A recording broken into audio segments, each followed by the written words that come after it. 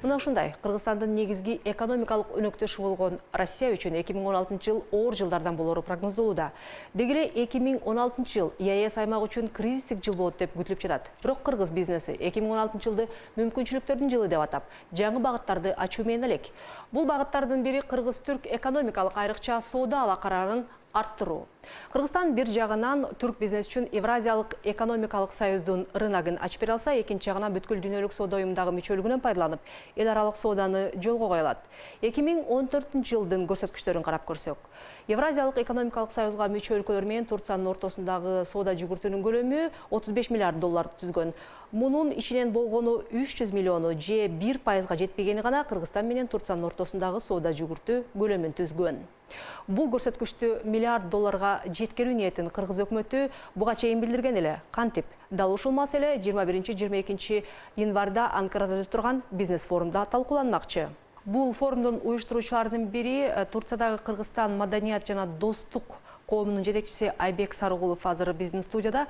Айбек, мына ушул статистиканы карай турган болсо, Кыргызстан бардыгы эле ушул соода өнөктөштөрү менен болгон алакада уттурат экен да, тактап айтканда, сатканынан сатып алганы көп. Мына ушул соода баланстагы, тышкы соода баланстагы дисбалансты кантип жөнгө салса болот? ЕС менен Турциянын ортосундагы соода алакасында Кыргызстандын үлүшү канчалык көп болсо, ошого жараша Кыргызстандын бюджетин көбүрөөк камсызданат деген айтам. Анткени биз ЕС менен мүчө болгон менен бажы төлөмдөрүндөгү бажыга болгон төлөмдөр биз ЕС менен өлкөлөр менен бөлүшсөк, кошумча нарк салыгы болсо биздин Кыргызстан мамлекетине калат. Азыр мисалы Турциянын Россияга кеткен товарларынын көбү Москва аркылуу өтүп атат. Бул ошол убакта бирок Турциянын товарларынын Сибирь биз аркылуу логистика жагынан биз аркылуу өткөнү дагы көбүрөөк мындай логистика жагынан утуштуу болуп эсептелет. Биз ошону түрктөргө туура түшүндүрө алсак, Кыргызстан аркылуу товарларыңарды Россиянын Сибирьге же болбосо Казакстанга Кыргызстан аркылуу өткөрсөңөр, биз аркылуу өткөргөнүңөр дагы пайдалуураак болот логистика жагынан. Ошондо бажы төлөмдөрү жагынан да биз аркылуу бир аз пайдалуу болот деп түшүндүрө алсак, бул бизге мындай түрк сатуучуларга жана ошондой эле ЕСтеги кардарларга бул мындай баанын түшүшүнө алып келет деген эмедебиз да, ойдобуз. Бирок ошол эле маалда Кыргызстан дүйнөлүк соода уюмуна дагы мүчө эмеспи. Демек, бул жерден ошол 170 миллиондук рынокты гана эмес, миллиарддык рынокты, бул жаныбыздагы Кытайдын рыногун дагы эстен чыгарбоо керек болсо керек. Ошондо биз жалгыз эле ЕС мүчөсү эмес, биз баштан бери дүйнөлүк соода уюмунун мүчөсүбүз. Ошондон биз көп колдоно албай атпайбыз, көбүн сатып алып атабыз, сатпай атабыз. Бул сатат деген жалгыз эле биздин Кыргызстан товарын сатуу эмес, башка өлкөлөрдүн товарын Кыргызстан аркылуу сата алабыз. Ошол эле мисалы үчүн Турция менен Кытайдын ортосундагы Кытай менен болгон биздин жана тышкы экономикалык дисбалансты ошону биз өзүбүз туура колдонуп, түрк товарларын биз аркылуу Кытайга сатканга түрктөргө түшүндүрүп бере алабыз. Анткени биздин Кытай менен экономикалык жана соодадагы дисбаланс аябай чоң. Дүйнөдө ошо жана соода уюмунун алкагында эки өлкө эгер бири-бири менен соода дисбалансы түз болсо, дисбаланс жок болсо, анда бул өлкөлөр бири-биринен квоталашууга кетет. Бир өлкө менен соода товарларды алып сатканда квотага кетет. Ошондуктан Турция менен Кытайдын ортосунда кээ бир товарларда квоталар бар. Ошол квоталарды биз аркылуу жойгонго мүмкүнчүлүктөр болот түрк товарларына Кытайга, ошондой эле Кытай товарларын Туркияга ошо Кыргызстан аркылуу кылсак болот. Биз азыр соода жөнүндө айтып жатабыз, бирок соода болгон жерде анан өндүрүш өнүгөт да. Мына ушул жагынан Кыргызстан Турциядан кандай тажрыйбаларды алат? Дордой базарында биринчи соода кийимдер алып келип сатылчу, андан кийин ошо жана самап кашып деп атпайбыз, кыргыз текстилин. Ошол жакта тканьды алып келип, бияктан кездемени алып келип, бияктан бишип тигип сатуу ошонун аркасы менен келди. Анткени соода өнүктү, соодонун аркасы менен өндүрүш өнүктү. Ошондой эле нерсе Туркия менен да болот. Туркияда мунун жакшы мындай мүмкүнчүлүктөрү Туркияда соода өнөр жай зоналары өнүктүрүлгөн. Биз ошону бул форум алкагында өнөр жай зоналарын Туркия моделин өнүгүүсүн Кыргызстанга кантип колдонсок болот деген нерсени айтабыз. Анткени Турциянын өнөр жай кичи жана орто өнөр жай зоналарынын өнүгүүсү менен Туркиянын экономикасы аябай бутка туруп кеткен акыркы 20 жылдын алкагында.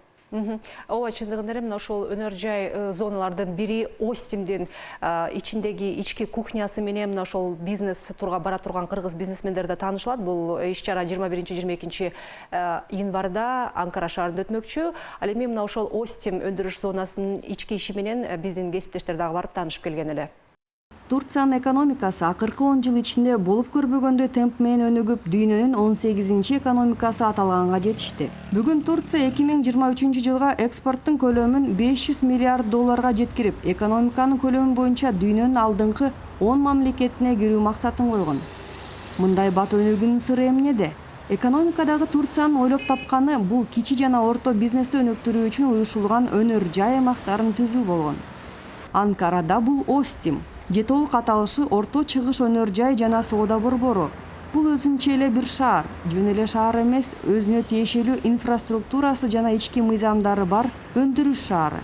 Суткасына 24 саат бою бул шаардын кыймылы токтобойт. Бул жерде Кыргызстандын эки талас шаарындай калк иштейт.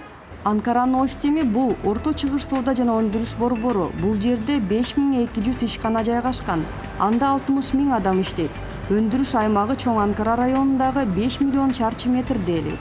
Бул жерде өндүрүлгөн 190 товардын 17 түрү дүйнөнүн көп өлкөлөрүнө тарайт. Текстиль менен үй мелектер чыгарган фирмалар да көп. Деги эле тиричиликте колдонуучу баардык товардын түрлөрү ушул жерден экспортко кетет. 10 киши менен иштеген кичине фирмалардан миңдеген жумушчусу бар ири компаниялар да бир жерде топтолгон. Остим 5200 ишканасы бар бир аймак. Бирөө товар өндүрөт, экинчиси тейлейт, калганы соода жүргүзөт. Ирилери металл иштетүү, машина куруу жана жабдууларды жасоо менен алектенет. Ошентип биз Остимдин Синкрон пластик компаниясынын фабрикасына кирип бардык. Босогодон эле резинанын жыты буркурады. Иштетүүчү машиналардын күрүлдөгөнүнү. Биз экскурсияны түз эле өндүрүүчү цехинен баштадык. Жогорку тактыктагы шаймандар техникалык тейлөөнү эсепке албаганда 7 күн бою суткасына 24 саат тынбай иштейт экен. Fabrikanın мындай кыймылы 16 жылдан бeri уланууда. Senkron Plastik 15 yıldır Ankara Ostim'de yerleşik bir üretimhane. Senkron Plastik компаниясы 2000 жылдан баштап полиэтилен түтүкчөлөрү үчүн бириктирүүчү бөлүктөрүн жасап келет. Учурда дүйнөнүн 30 мамлекетине продукциябызды жөнөтөбүз. Россия, Кипр, жакынкы Чыгыш жана Африка өлкөлөрүнө. Биз ачык базарларга багытталганбыз. Өзгөчө Африкада басымдуулук кылууну ойлоп жатабыз. Көпчүлүк компаниялар сыяктуу эле биздин негизги атаандашыбыз Кытай. Бирок логистика жактан алып карасак, Турция географиялык жактан ыңгайлуу жайгашкандыктан көптөгөн мамлекеттерге оңой жетебиз. Бул биздин артыкчылыгыбыз. Пластиктен жасалган 300дөн ашык товардын түрлөрү ушул фабрикадан чыгат. Суюк пластмасса машиналардын жеңил кыймылы жардамы менен бир жагынан куюлуп, көз ирмемде майда тетикке айланат.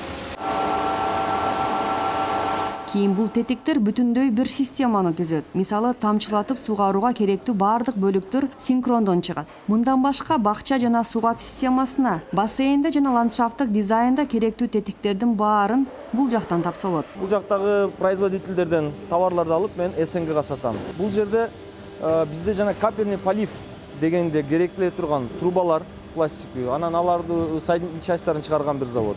Бул биздин Кыргызстан үчүн өзү важный бир тема. Мен Кыргызстанга барганда да көрүп жүрөм, көбүнчө биздин мамлекетти бул Израилден келген фирмалар ошолор тендерлер аркылуу бизге сатышат, өтө кымбат баага сатышат.